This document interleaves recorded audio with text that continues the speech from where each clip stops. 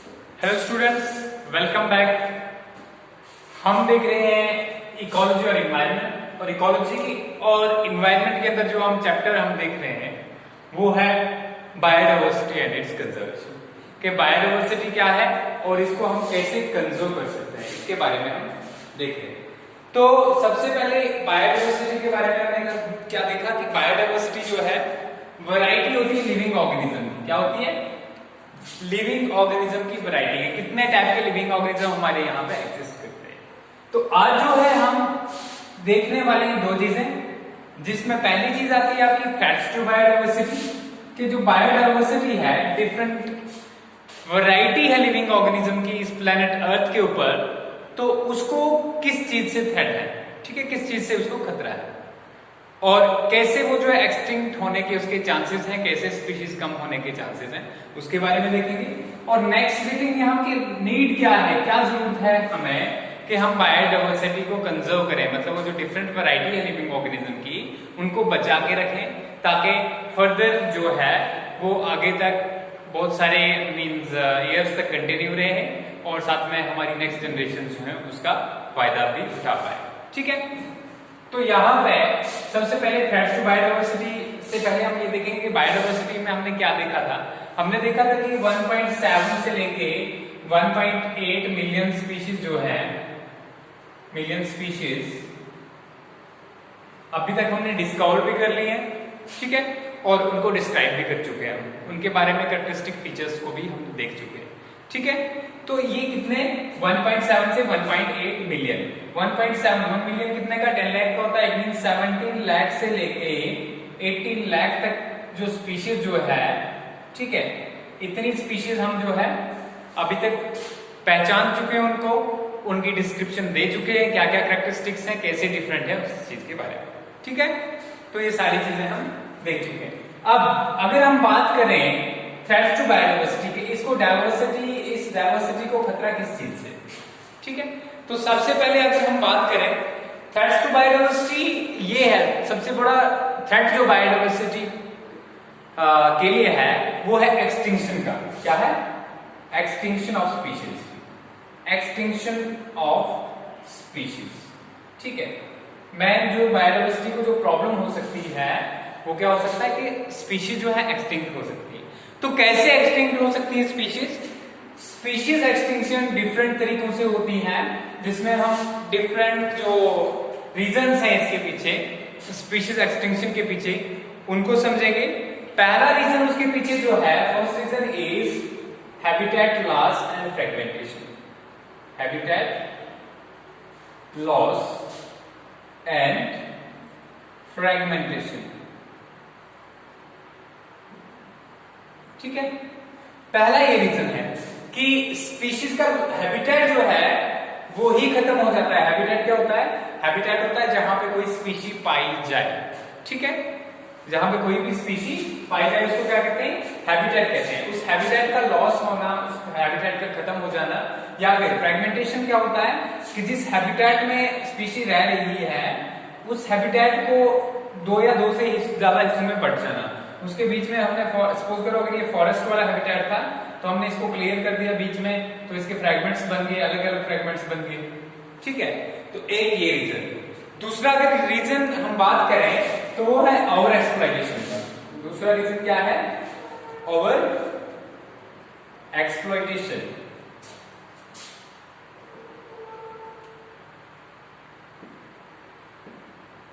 ठीक है, over exploitation में क्या होता है कि हम लिविंग ऑर्गेनिज्म का एक्सेस में यूज करते हैं, जितना उनका रिजनरेशन पावर है, मतलब दोबारा से वो जो इतने बन पाते हैं उससे भी ज्यादा हम उनको यूज करते हैं। ठीक है, तीसरा क्या पॉसिबिलिटी है? तीसरा पॉसिबिलिटी है एलियन स्पीशीज का इन्वेजन। Alien species invasion. ठीक है, चौथा हमारे पास है कोएक्सटिंक्शन। कोएक्सटिंक्शन, ठीक है, कोएक्सटिंक्शन के बाद हमारे पास जो है डिस्टर्बेंस। ठीक है, इनमें से ये जो फर्स्ट पहले चार हैं, इन चार को जो है क्या कहा जाता है? इन 4 को कहा जाता है इविल क्वाड्रेंट, इविल क्वाड्रेंट। ठीक है, इसके अलावा एक और रीजन भी है जिसको हम पोल्यूशन कहते हैं।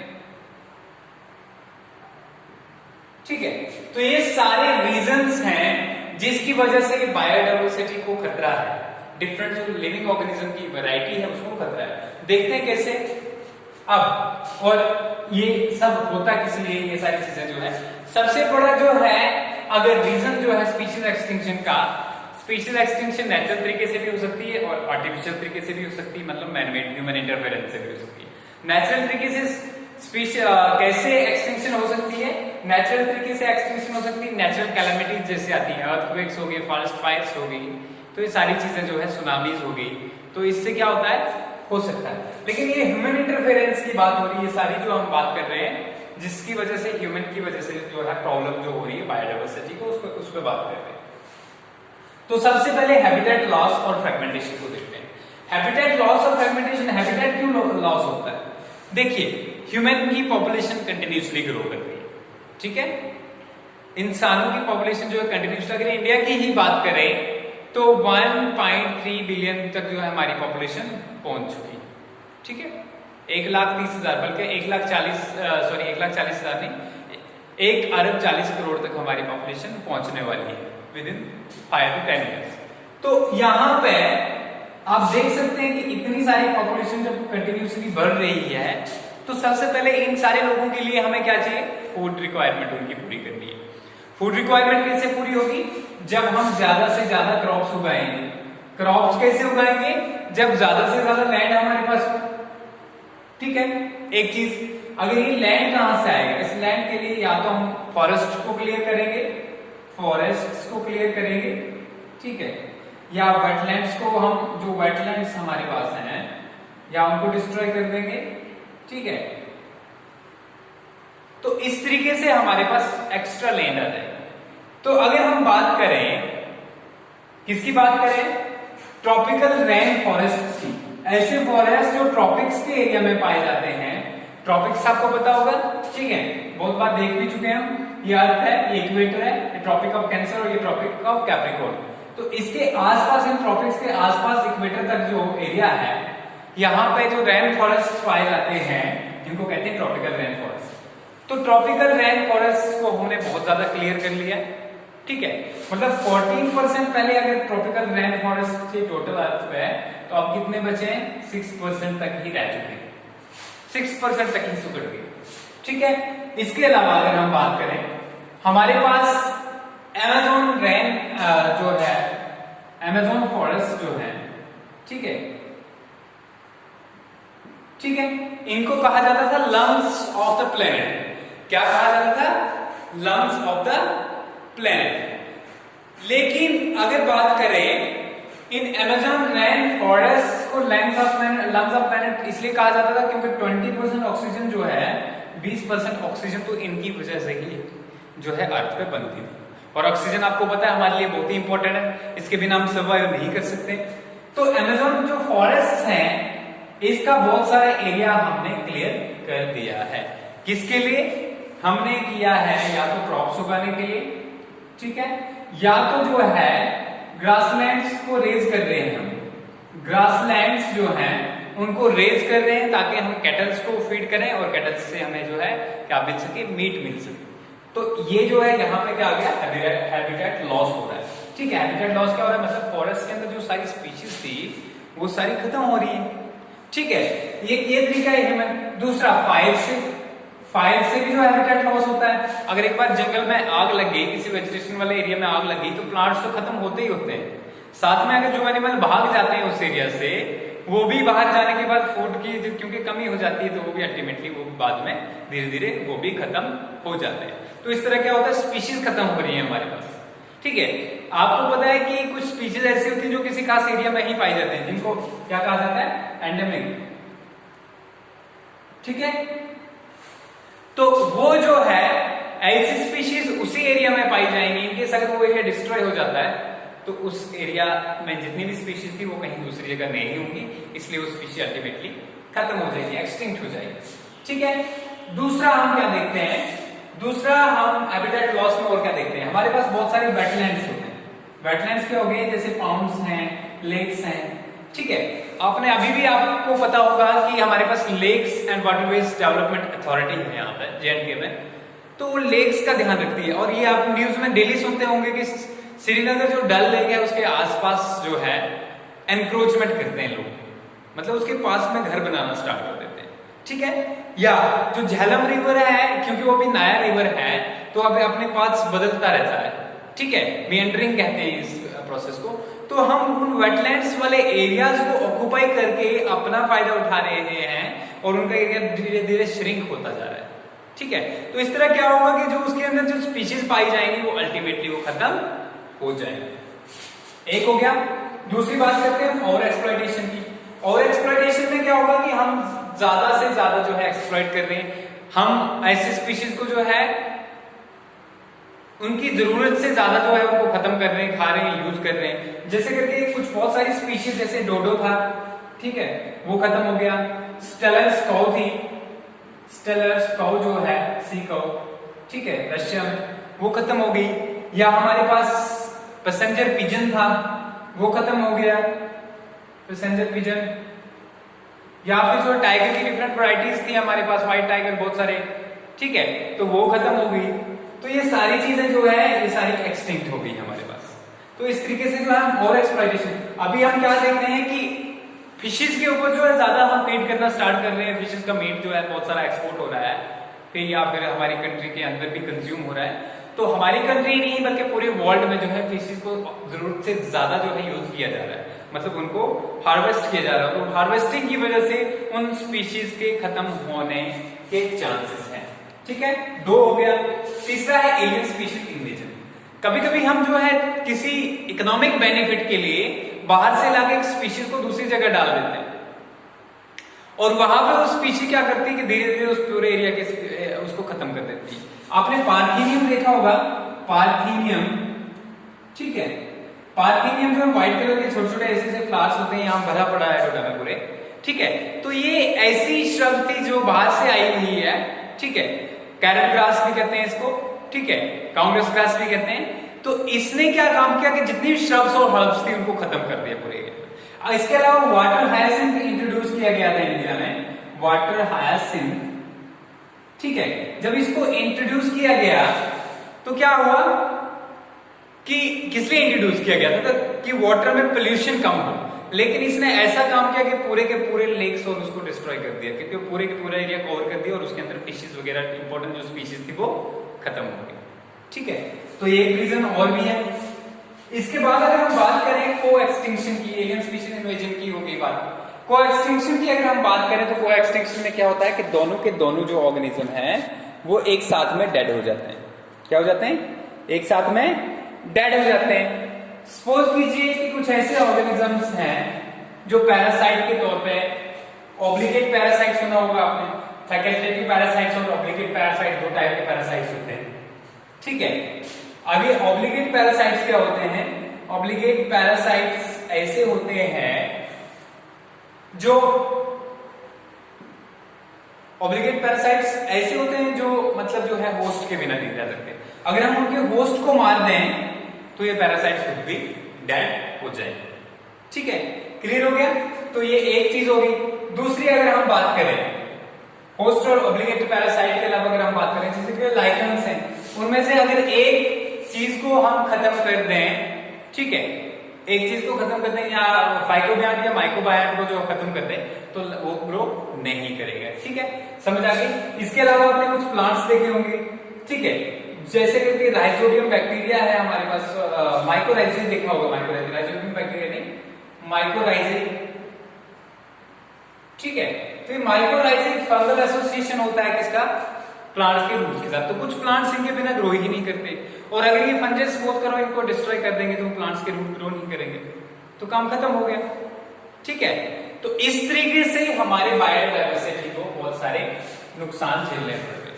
इसके अलावा माइनस, इन चार चीजें जो अभी तक हमने स्टडी की, इनको क्या कहा जाता है? इवल क्वाड्रेंट, ठीक है, इवल क्वाड्रेंट। क्वाड्रेंट का मतलब 4 होता है और इवल का मतलब तो आप अच्छे से जानते हैं, ठीक है। तो ये हो गया। अब जो माइनरली इफेक्ट करती है तो मेजरली इफेक्ट, सबसे ज्यादा क्या है, हैबिटेट लॉस इम्पैक्ट करता है। उसके बाद एलियन स्पीशीज का इन्वेजन जो है ये भी बहुत ज्यादा इंपॉर्टेंट रोल अदा कर रहा है स्पीशीज को खत्म करने में। ठीक है, ये हो गया। उसके बाद अगर हम बात करें डिस्टर्बेंस और डिग्रेडेशन की, डिस्टर्बेंस, ठीक है, डिस्टर्बेंस भी दो तरीके की हो सकती है, नेचुरल भी हो सकती है या ह्यूमन भी हो सकती है। ठीक है, अब नेचुरल डिस्टर्बेंस में जैसे सडन कभी कभी नेचुरली फॉरेस्ट फायर्स लग जाते हैं तो वो भी एक डिस्टर्बेंस है। उस एरिया के जो है एनिमल्स वगैरह भाग जाएंगे, प्लांट्स तो खत्म होंगे लेकिन एनिमल्स भाग जाएंगे और दूसरी जगह जाने के बाद क्योंकि उनको प्रॉपर हैबिटेट नहीं मिलेगा और वो खत्म हो जाएंगे। ठीक है, मैनमेड डिस्टर्बेंसेस में जैसे करके इंसान पेड़ों का काटना, हम फॉरेस्ट को क्लियर कर रहे हैं, ठीक है, ये भी डिस्टर्बेंस है। उसके बाद हम कहते हैं कि जो फॉरेस्ट वाले एनिमल्स हैं वो हमारी कॉलोनीज में आ रहे हैं, ह्यूमन सेटलमेंट्स के अंदर आ रहे हैं। तो लेकिन रीजन इसके पीछे यही है, the reason behind is that their habitat is being destroyed and they are vulnerable to extinction and that's why they try to survive by getting their food from surrounding wherever from it is possible। ठीक है, तो ये सारी चीजें हो रही है। अब डिस्टर्बेंस की बात करें अगर हम पोल्यूशन की, तो पोल्यूशन बहुत बड़ा काज है। पोल्यूशन में अगर हम बात करेंगे, लैंड पोल्यूशन की खास बात करते हैं, तो लैंड में हम क्या यूज करते हैं, फर्टिलाइजर्स, पेस्टिसाइड्स यूज करते हैं। तो पेस्टिसाइड्स को जब हम यूज करते हैं तो क्या होता है, पेस्ट्स मर जाते हैं। उन पेस्ट में बहुत सारे इंसेक्ट्स होते हैं, बीटल्स होती हैं, बटरफ्लाईज होती हैं, बहुत सारे मॉथ्स होते हैं जो क्या काम करते हैं, पॉलिनेशन का काम करते हैं। अगर वो मर जाएंगे तो जो जिन प्लांट्स के ऊपर वो पॉलिनेशन करते हैं तो वो अल्टीमेटली खत्म हो जाएंगे।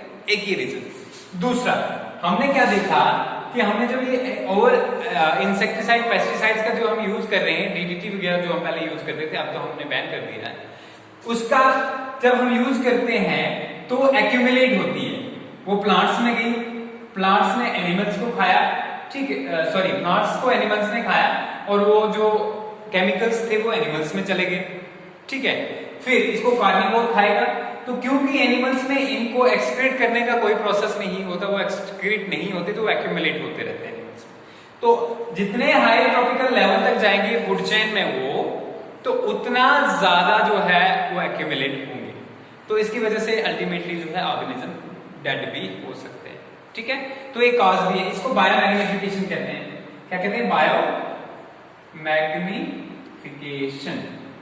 ठीक है, इसके अलावा एक और चीज होती है, कभी कभी हम फर्टिलाइजर्स जो यूज करते हैं वो फर्टिलाइजर बह के जो किस में चले जाते हैं, वेटलैंड्स में चले जाते हैं, लेक्स वगैरह में। तो यहाँ पे क्या होता है, न्यूट्रिएंट्स एक ज्यादा हो जाते हैं, तो उसकी वजह से बहुत सारी वीड्स ग्रो करती हैं और उस एरिया में जो है ग्रो करने की वजह से जो उसके नेचुरल एक्वेटिक एनिमल्स हैं वो डेड हो जाते हैं ऑक्सीजन की कमी से। ठीक है, तो इसको क्या कहते हैं, यूट्रॉपिफिकेशन, यूट्रॉपिफिकेशन। ठीक है, तो ये सारी चीजें। इसके अलावा आपने सुना होगा लाइकन्स जो होते हैं पोल्यूशन में नहीं उगते हैं, तो पोल्यूशन की वजह से भी बहुत सारी स्पीशीज हमारी एक्सटिंक्ट हो रही है। तो ये थ्रेट्स टू बायोडायवर्सिटी था। अब आप देखते हैं हम नीड्स टू कंजर्व बायोडायवर्सिटी, कि क्या जरूरत है हमें बायोडायवर्सिटी को क्यों कंजर्व किया जाए। भाई एक स्पीशीज खत्म होता है, हमारा क्या जाता है, ठीक है, या कोई 2-4 प्लांट्स की स्पीशीज अगर खत्म हो जाती है, क्या हमें कोई फर्क पड़ेगा, नहीं, जनरली नहीं पड़ेगा। लेकिन इन लॉन्ग रन अगर हम देखें और ब्रॉड व्यू में देखें तो ये हमारे लिए बहुत ही ज्यादा हानिकारक होगा। ठीक है, नुकसान, क्योंकि जो है हर एक चीज का कोई ना कोई बेनिफिट होता है। देखिए, अब इसको जो है नीड टू कंजर्व बायोडायवर्सिटी को, इसको हमने 3 तरीकों से हम जो है बायोडायवर्सिटी की कंजर्वेशन को देखते हैं। पहला है नैरो यूटिलिटेरियन,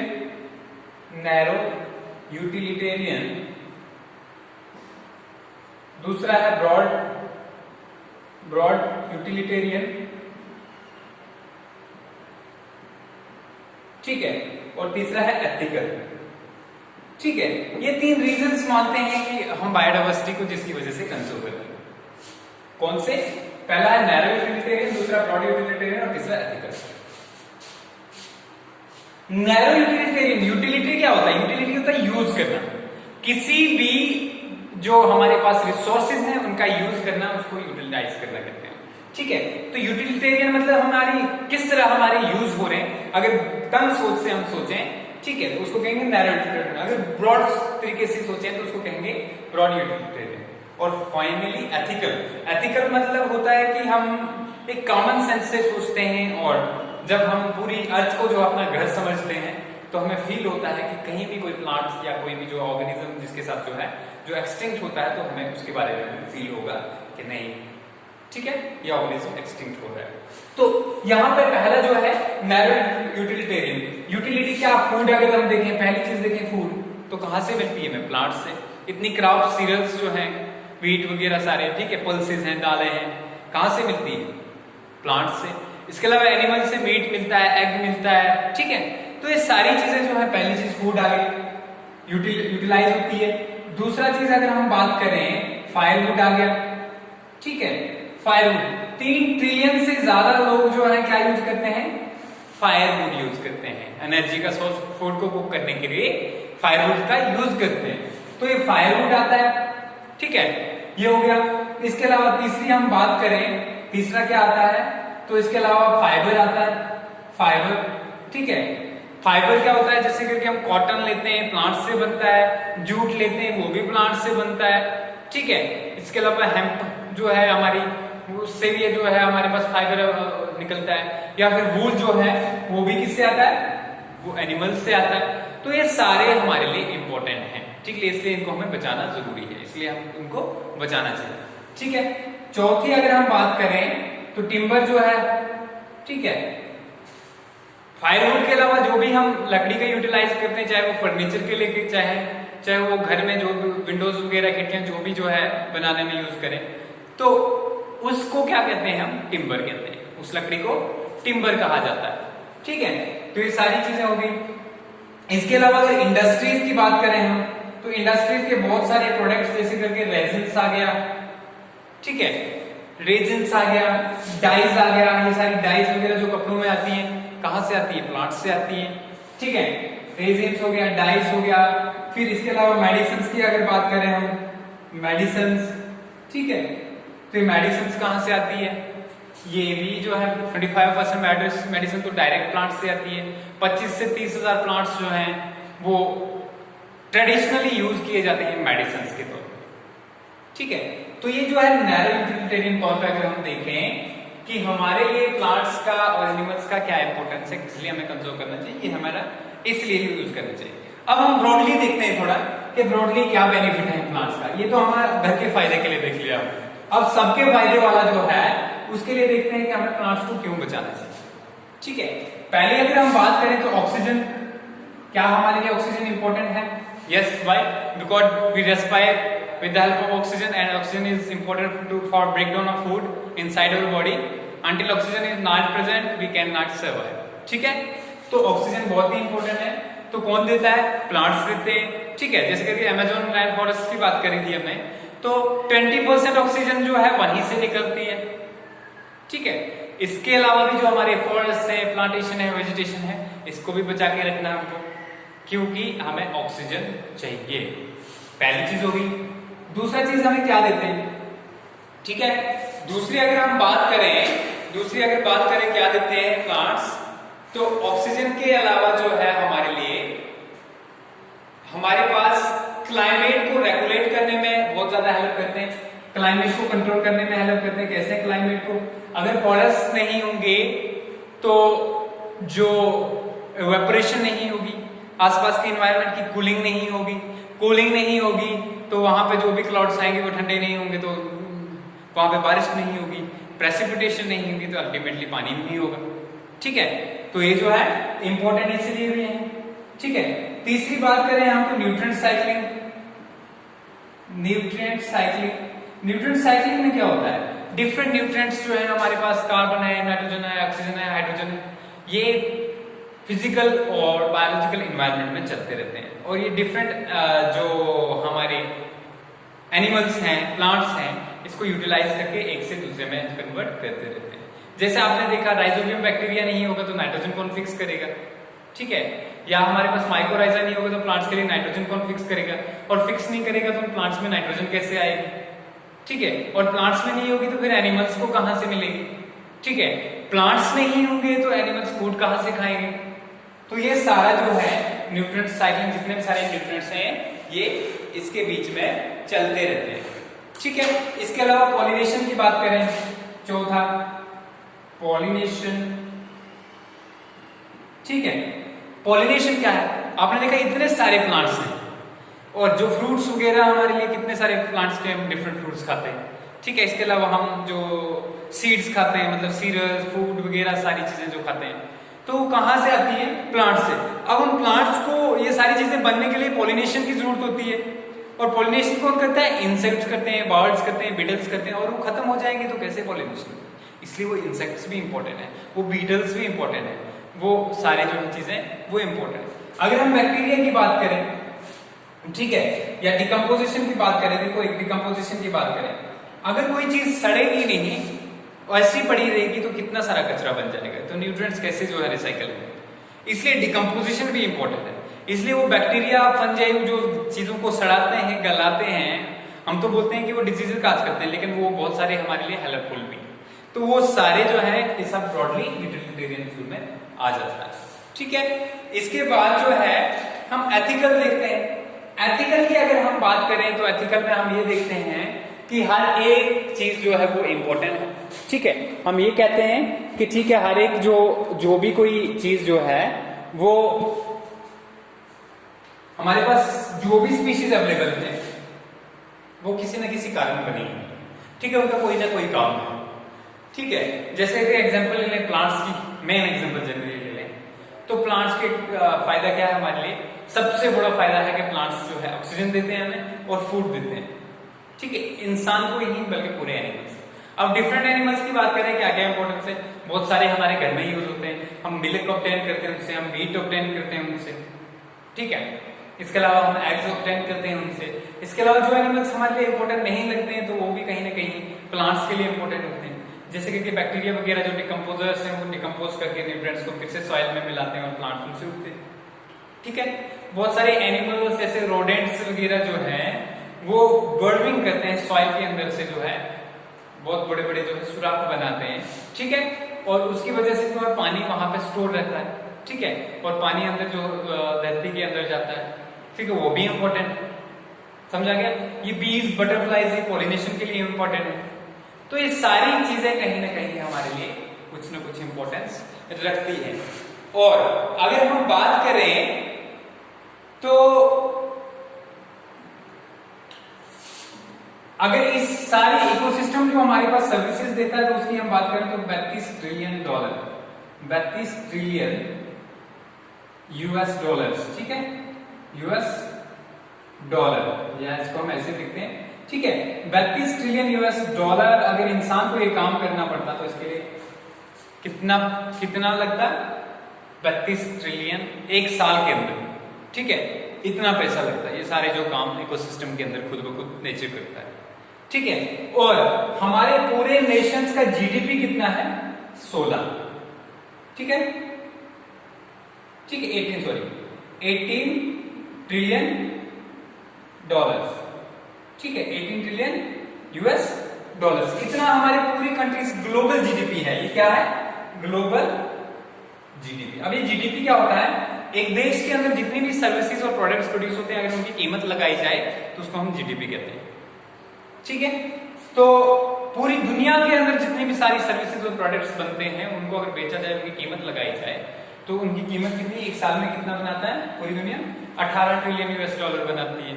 लेकिन इस इकोसिस्टम सर्विसेज जो हमें फ्री ऑफ कॉस्ट मिल रही हैं, ठीक है, इन सारे वैरायटी की वजह से, बायोडाइवर्सिटी की वजह से, तो वो कितनी है? 32 ट्रिलियन यूएस डॉलर, ठीक है, मतलब हमारे से डबल लगभग।